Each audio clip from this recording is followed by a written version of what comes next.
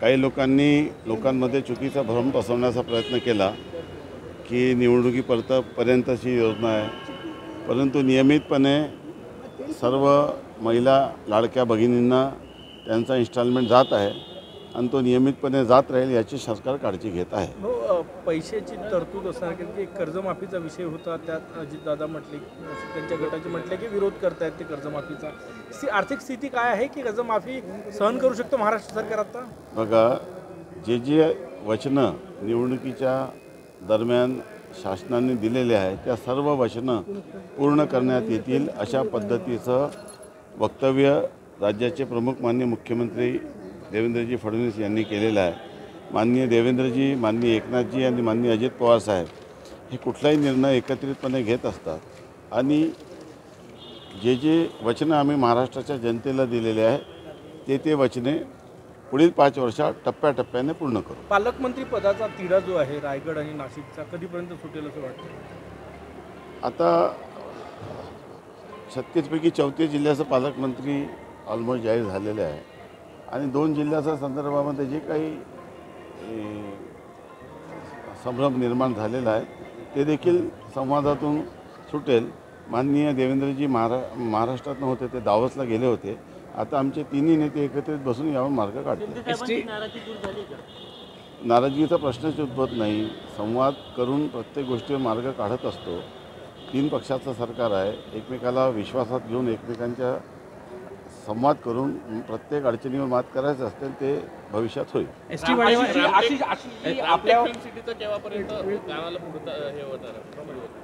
Ramtek film सिटीच्या संदर्भामध्ये पुढील आठवड्यामध्ये जॉईंट MD परत या ठिकाणी व्हिजिट करणार आहे. लँड ट्रान्सफरची कारवाई सुरू होत आहे आणि माननीय आशिष शेलारजी हे पुढील 1 महिन्यामध्ये या ठिकाणी येऊन या संदर्भामध्ये जी काही औपचारिकता ते पूर्ण करणार आहे. ST भाडेवाढ झालेली आहे, काय वाटतं तुम्हाला? कारण काय होतं ST भाडेवाढ करण्याची? जवळ 15% भाडं वाढलेलं आहे. अर्थ खातं ज्या पद्धतीने पैसे पाहिजे होते STला, विलिनीकरणाचा प्रश्न पेंडिंग आहे, पैसे अद्यापर्यंत मिळाले नाही STला, काय उपाय शोधला जाणार आहे? काय मी आपल्याला सांगतो की STची दरवाढ केल्याने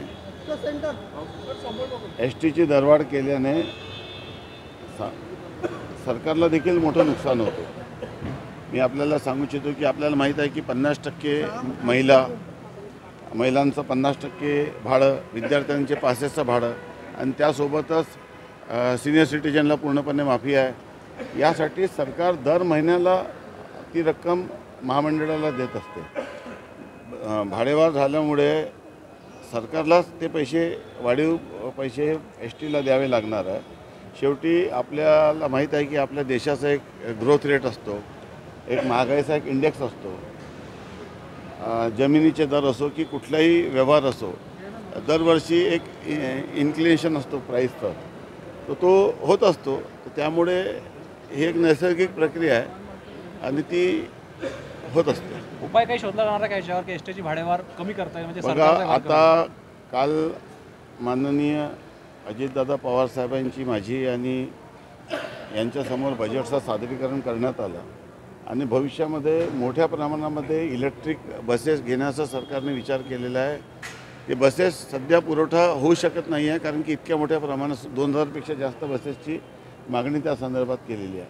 आता शासनाने परत जे डिझेल बसेस आहेत ते घेण्याचा विचार केलेला आहे. कालच माननीय वित्त मंत्री महोदयांनी या संदर्भामध्ये राज्याचे परिवहन मंत्र्यांना सांगितलेलं आहे की पुढील 5 वर्षामध्ये महाराष्ट्राच्या STची गरज ही लोकांना सेवा आहे. ST ही सेवा अतिशय चांगल्या पद्धतीने कशी देता येईल त्यासाठी सर्व STची ज्या गरजा आहे त्या गरजा परिपूर्ण करण्यासाठी जेवढ्या STची गरज आहे ते सर्व बसेस नव्याने खरेदी करण्याबद्दल सहमती दर्शवलेली आहे. आणि पुढील 5 वर्षामध्ये जे राज्याच्या जनतेची STची गरज आहे त्या गरजा पूर्णसाठी बसेसचा खरेदी करण्याचा निर्णय देखील घेण्यात आला. आपण जे विधानसभा मतदारसंघात तिथे वन परिक्षेत्र फार मोठं आहे, मानव वन्यजीव संघर्ष सातत्याने येतो. एक माहिती पुढे येते की राज्यातील वाघांची नसबंदी करण्यात यावी असा एक प्रस्ताव वनमंत्र्यांनी दिला. आपण कसं पाहता याकडे आणि काय? नाही, वाघाची संख्या ही खूप मोठ्या प्रमाणात वाढलेली आहे. त्याचा दुष्परिणाम सर्वसामान्य गरीब जनतेला होत आहे. मी त्याचा रोज आपल्या डोळ्यांनी पाहत आहो की एका टेरिटोरियल फॉरेस्टमध्ये किती वाघ राहायला पाहिजे याची एक कॅप असते, ती कॅप आपण आता ओलांडली आहे. त्यामुळे आता वाघांना कुठे शिफ्ट करावं तो एक मोठा प्रश्न आहे. वाघाला जर शिफ्ट केलं नाही तर ते टेरिटोरियल फाईटमध्ये मरतात. आपल्याला माहीत असेल की मागच्या 10-15 दिवसामध्ये किती वाघाचा मृत्यू झाला टेरिटोरियल फाईटमध्ये. त्यासोबतच हा प्रश्न एकट्या पेंचमध्ये नाही तर बाकीच्या ताडोबासहित सर्व जंगलामध्ये झालेला आहे.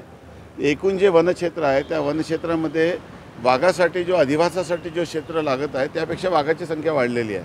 त्यामुळे आता वाघाला स्थलांतरण केल्याशिवाय दुसरा कुठलाही मार्ग नाही आहे किंवा त्यांच्या संख्येवर नियंत्रण आणणे हा पर्याय आता उपलब्ध आहे. परंतु हा निर्णय असा काही सरकारने निर्णय घेतलेला नाही. या संदर्भामध्ये सर्व क्षेत्रातील लोकांशी संवाद करून, पर्यावरणाचा विचार करून, प्राण्यांचा विचार करून, शेवटी वाघ असलं की त्याची जी गरज आहे त्यासाठी हरणं आणि सांबर आणि वेगवेगळ्या पद्धतीचं त्यांचा डाएट देखील त्या ठिकाणी निर्माण करावा लागतो. आपण अशा जंगलात वाघाला स्थलांतरित केलं की जिथं त्याच्या बेसच नाही आहे, प्रिबेसच नाही आहे, तर त्या ठिकाणी परत तो वाघ गावात येणार आहे. त्यामुळे या सर्व परिस्थितीचा विचार करून या संदर्भामध्ये एक प्रॉपर नियोजन भविष्यामध्ये केलं जाणार. नसबंदी की रिलोकेशन कोणतं योग्य वाटतं की यावर पूर्ण उहापोह होऊन नसबंदी संदर्भामध्ये कुठलाही निर्णय झालेला नाही आहे, असा कुठलाही प्रश्न विचाराधीन नाही आहे. परंतु वाघाचा प्रश्न महत्त्वाचा आहे. जगामध्ये अनेक देशामध्ये वाघाची गरज आहे. वाघाला एक वेगळं अनन्यसाधारण महत्त्व आहे. परंतु एका जंगलामध्ये किती वाघ राहिले त्यालाही मर्यादा आहे. माणसाचा जीव देखील महत्त्वाचा आहे. आणि या सर्व गोष्टीचा विचार करून या संदर्भामध्ये काल वनमंत्र्यांशी देखील या संदर्भामध्ये आमची जेव्हा वन विभागाने सादरीकरण केलं तेव्हा हा विषय देखील मी उपस्थित केला होता.